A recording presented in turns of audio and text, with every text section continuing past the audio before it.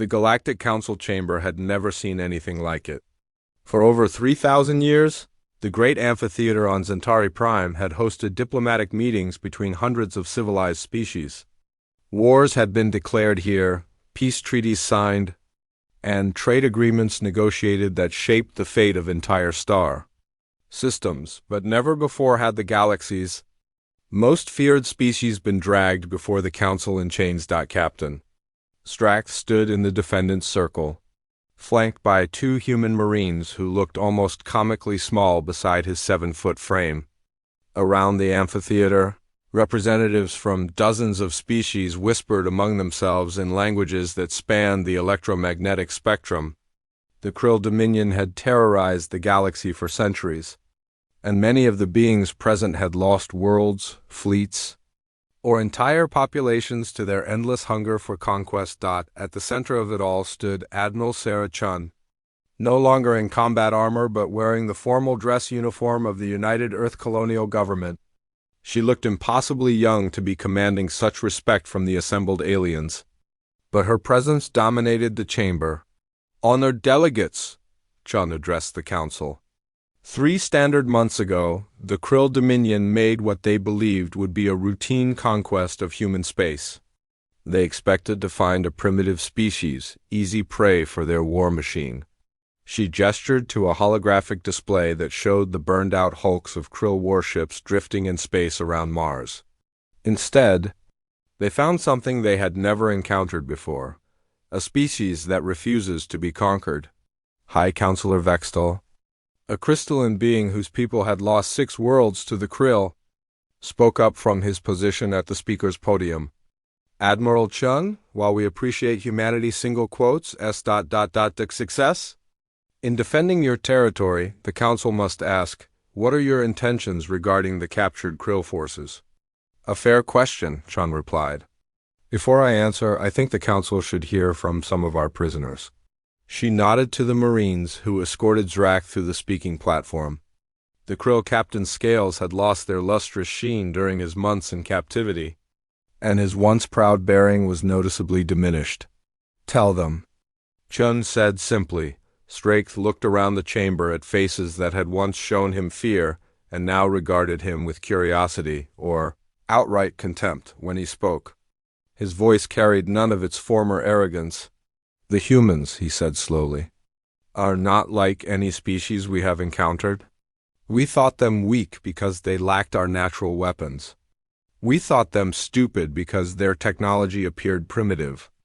We thought them cowardly because they did not immediately attack us."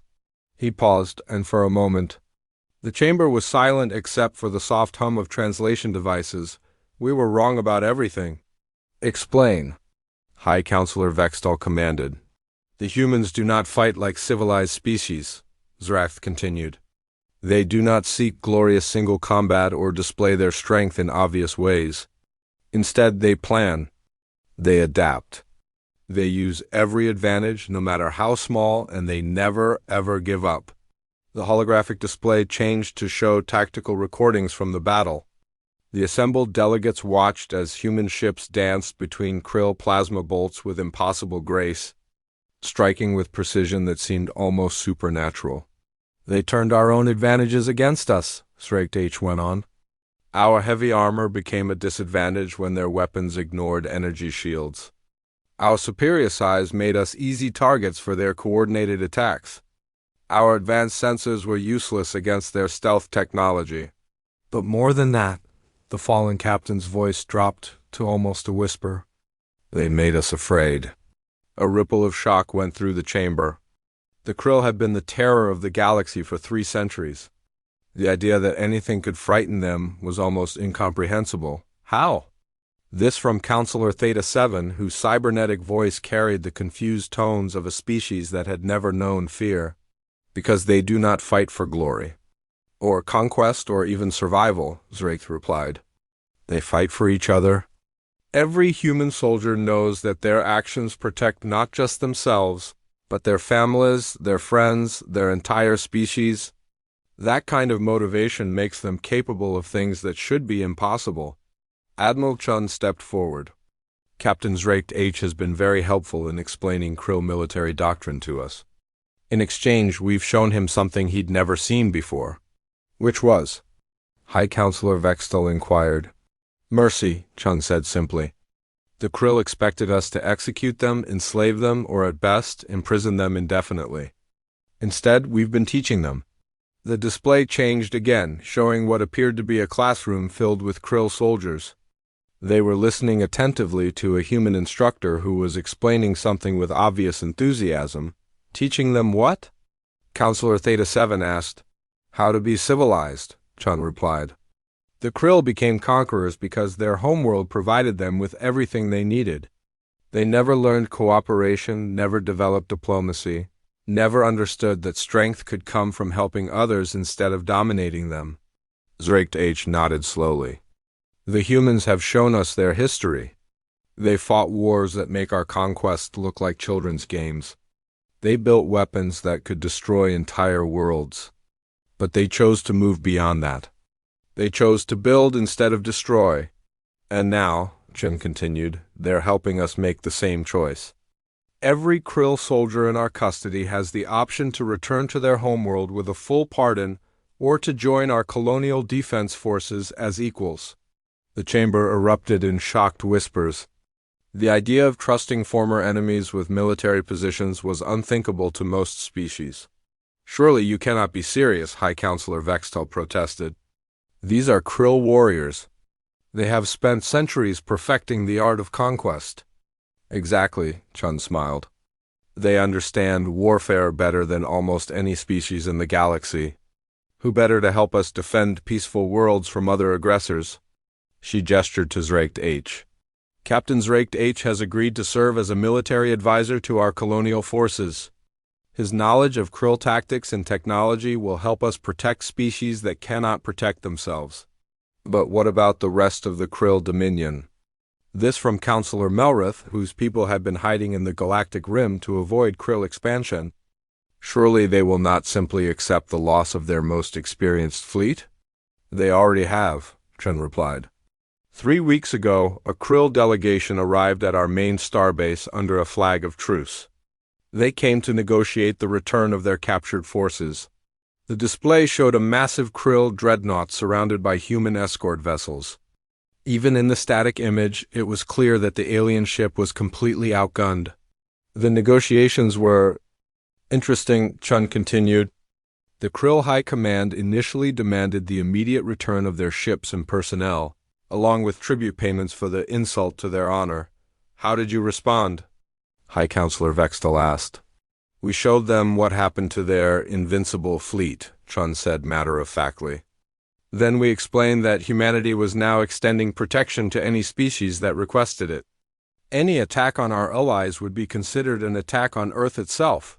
And their reaction? They withdrew their demands and asked for non-aggression pact, Chun replied, which we granted along with an offer of trade agreements and cultural exchange programs. Zraked stepped forward again. The High Command has declared the human systems to be off limits permanently. They have also issued orders that any Krill forces encountering human ships are to withdraw immediately, unless invited to engage in peaceful contact. The implications of this hit the assembled delegates like a shockwave. The Krill Dominion, which had never backed down from any fight, had effectively surrendered without firing another shot. But that's not the end of it, Chun continued. Word of our victory has spread throughout the galaxy. We've received over 200 requests for mutual defense treaties from species who have been living in fear of various aggressors. And your response? High Counselor Vextal's crystalline structure was practically vibrating with curiosity. We've accepted everyone, Chun said. The United Earth Colonial Government is establishing the Terran Defense Alliance. Any species that commits to peaceful coexistence and mutual aid will receive our protection against aggressive expansion by others. The chamber fell silent as the full implications sank in. Humanity had not just defeated the galaxy's most feared predators. They had fundamentally changed the balance of power in known space. There's more, Chun added. We've also established the human diplomatic cores. Our ambassadors are currently visiting every major civilization in the galaxy with a simple message: the age of conquest is over. Counselor. Theta 7's mechanical voice carried a note of disbelief. You believe you can enforce such a decree across the entire galaxy? We don't need to enforce it, Chun replied. We just need to demonstrate that aggressors will face consequences. Most bullies, in our experience, back down when confronted by someone willing to fight back. She looked directly at Ixrath. Captain, would you care to explain what happened when the Vorthan Empire tried to test our resolve last month? Zraith's scales rippled with what might have been amusement. The Vorthans attempted to raid a human-protected world in the Kepler system. They brought 3 battle fleets and expected easy conquest. The retreat should have been simple. The Krill had perfected tactical withdrawal over centuries of warfare, and their ships were faster than most species could even track. Captain Zraith ordered full power to engines, expecting his fleet to leave the primitive humans far behind. Instead, the human ships matched their speed effortlessly.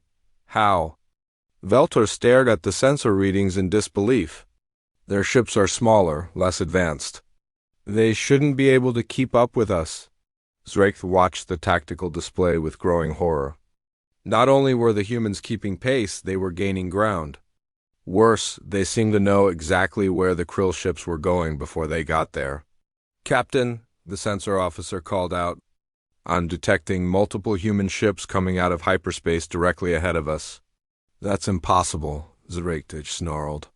We only engaged them 20 minutes ago. They couldn't have gotten ships into position that quickly. But the evidence was right there on the screen. 30 human vessels materialized in the Krill fleet's path, weapons already charging. The retreating aliens found themselves caught between 2 human forces. Signal from the lead human vessel, the communications officer reported. Admiral Chun's face appeared on the screen again. She was now wearing what appeared to be combat armor, and Zraith could see other humans moving urgently in the background. Going somewhere, Captain? She asked pleasantly. How did you? You're thinking like a civilized species again, Admiral Chun interrupted. You see space combat as ship versus ship, fleet versus fleet? Very neat, very organized, very predictable. Another human commander appeared beside the Admiral, a younger man with the kind of scars that suggested extensive combat experience. Humans learned warfare in the forests and mountains of Earth, he said. We learned to set ambush, to coordinate attacks across vast distances, and to never, ever fight fair when the lives of our people are at stake. Captain Mitchell here, Admiral Chun gestured to the scarred man. Spent 15 years fighting insurgents in the asteroid belt. He knows a thing or two about making ships disappear from sensors until it's too late. Zraith's scales went cold. You've been tracking us? Since the moment you entered our space? Captain Mitchell confirmed. We've had stealth ships shadowing your fleet from the beginning. Did you really think we'd put our main defense fleet right where you could see it? The tactical display suddenly lit up with new contacts. Human ships were decloaking all around the Krill fleet above, below, and on all sides. What Zraith had thought was the entire human defense force had apparently been nothing more than bait. You see, Captain, Admiral Chun continued, when you spend 50,000 years hunting mammoth and saber-toothed cats with nothing but sharp sticks, you learn to think several steps ahead. The ships you destroyed? Those were unmanned decoys. The real fleet has been positioning itself for the last 6 hours. Zraith counted the new contacts and felt his blood turn to ice. There weren't 50 human ships? There were over 300. Surrender? Admiral Chun said, and there was no negotiation in her voice. Power down your weapons, shut off your engines, and prepare to be boarded. This is your only warning. Never? Zraith roared. The Krill bow to no one. All ships attack pattern Delta. We'll show these primitives what 3 centuries of conquest have taught us. The Krill fleet spun in space, bringing their massive weapons to bear on the surrounding human vessels. For a moment, it looked like the reptilian warriors might still have a chance. Their ships were individually more powerful, their weapons more destructive, But the humans had learned something that the Krill, in their centuries of easy victories, had forgotten. Desperation breeds innovation. The human ships didn't meet the Krill charge head-on. Instead, they scattered like a school of fish, regrouping in smaller formations that struck at the Krill fleet from dozens of different angles simultaneously. It was chaos, but it was organized chaos. "They're coordinating their attacks," Velter observed with growing alarm. "Each strike is timed to support the others." Zraith watched as a group of human destroyers engaged one of his cruisers.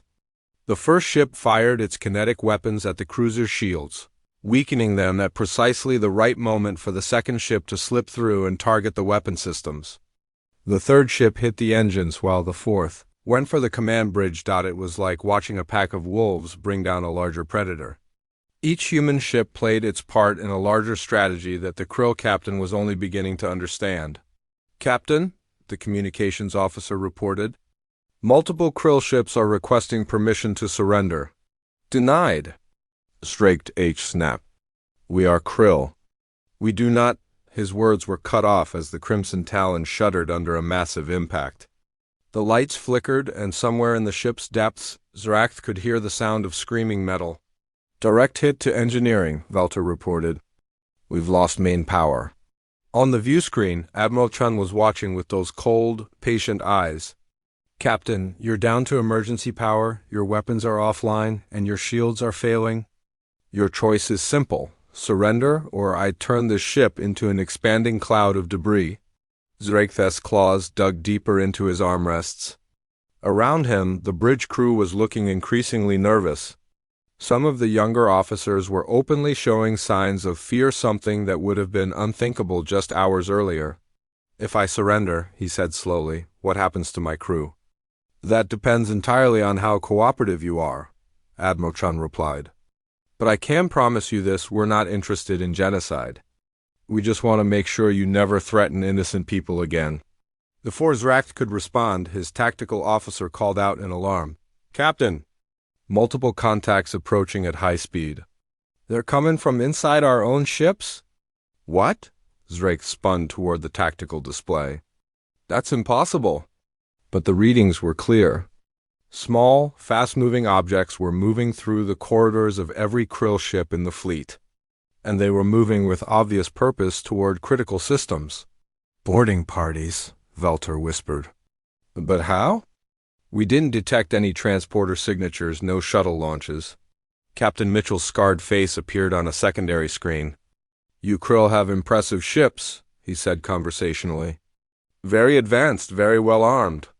But you made the same mistake most civilized species make. You assumed everyone fights the same way you do." "What are you talking about?" Straked H demanded. "Those stealth ships that were shadowing you? They weren't just observing. They were planting something." Mitchell's smile was distinctly unpleasant. "Marines." Straketh's blood went cold. "Impossible. Our hull sensors would have detected any breach." "Not if they didn't breach the hull," Mitchell replied. "See, human Marines don't need to cut through your armor or blast through your shields. They just need a tiny opening, maybe an exhaust port or a sensor array or a communication dish." On the screen, Admiral Chun picked up the explanation. "Human beings are persistence hunters, Captain. We evolved to track our prey across vast distances, following them for days or weeks until they collapsed from exhaustion. But we're also tool users. When we couldn't catch something with our bare hands, we found other ways. You see," Mitchell added, "a human Marine in a vacuum suit is only about 2 meters tall and maybe 100 kilograms fully loaded. We can fit through spaces that most species would consider impossible to navigate." As if summoned by his words, the bridge doors suddenly exploded inward. Through the smoke and debris, figures in black armor emerged with weapons raised. Zraith caught a glimpse of human faces behind transparent faceplates, young faces, but with the same cold determination he'd seen in Admiral Chun's eyes. "Nobody move." The lead Marine's voice was calm and professional. "Weapons down, hands where we can see them." Zraith looked around his bridge. His crew warriors who had conquered star systems. Soldiers who had faced the galaxy's most dangerous species without flinching.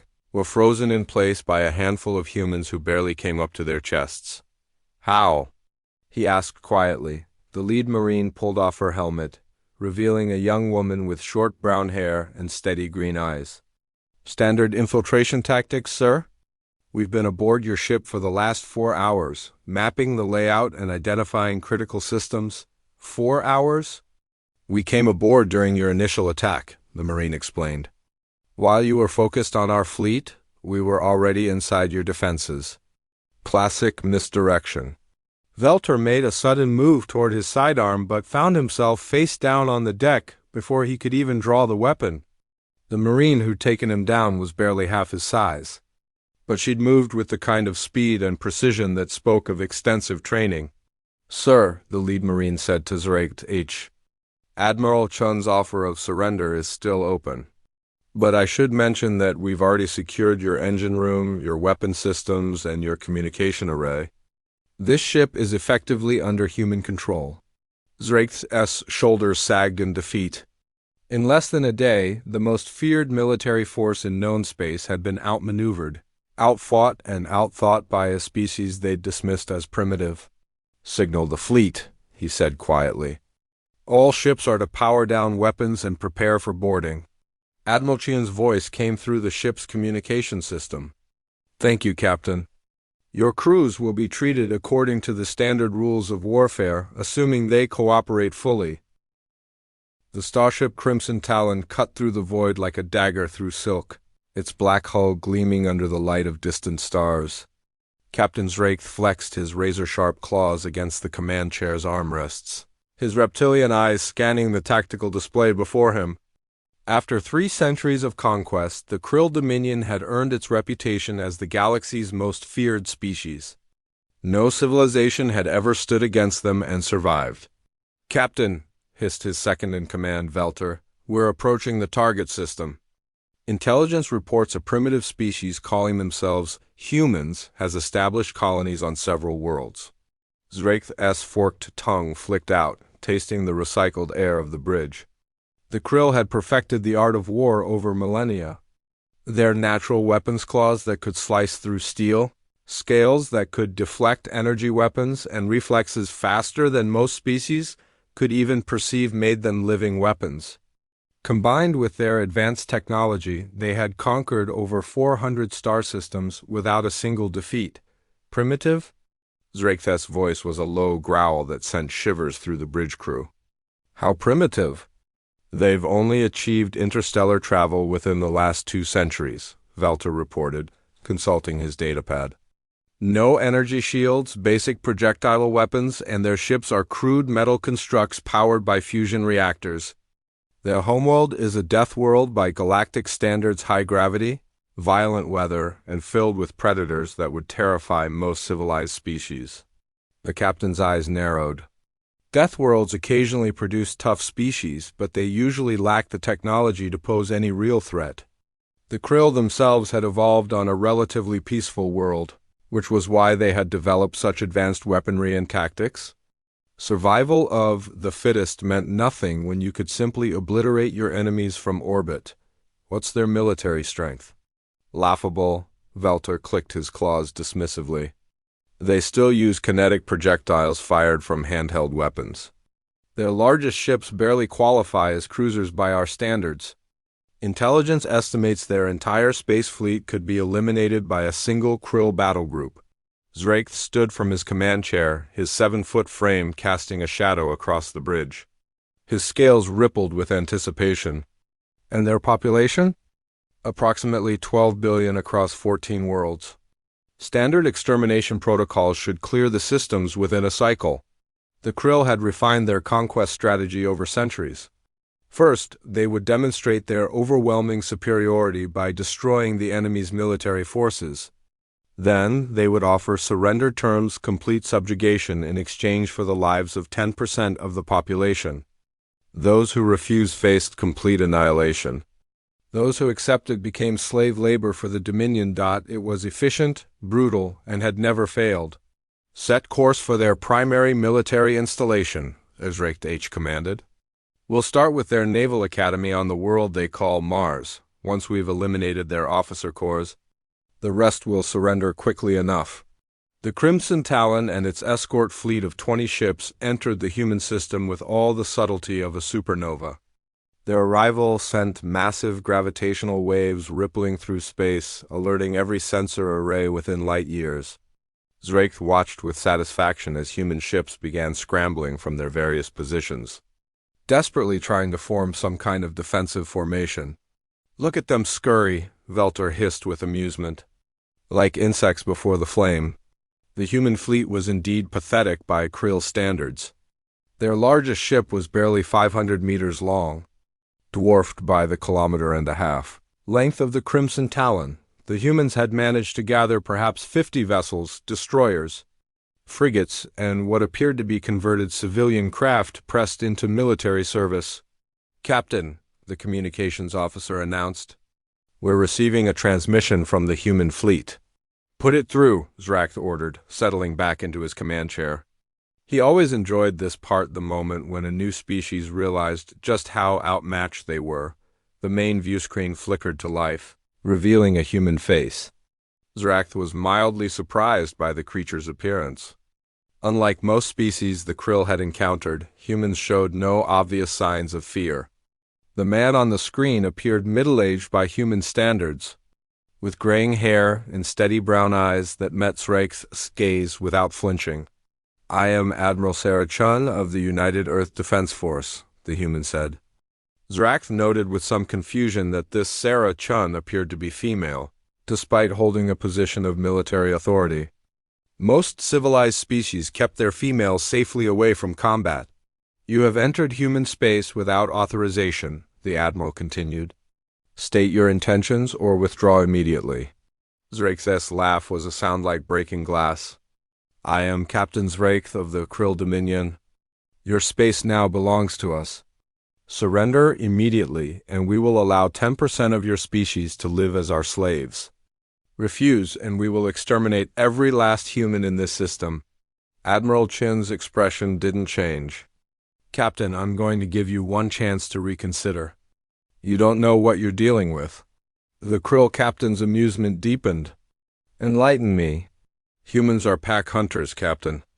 We evolved on a world where everything bigger than us wanted to eat us, everything smaller than us was trying to poison us, and the weather was constantly trying to kill us. We didn't become the apex predator of our world by being the strongest or the fastest." "Then how?" Zrakth asked, genuinely curious. "We became the apex predator by being too stubborn to die and too vindictive to forget." Admiral Chun leaned forward. "You want to know what makes humans dangerous?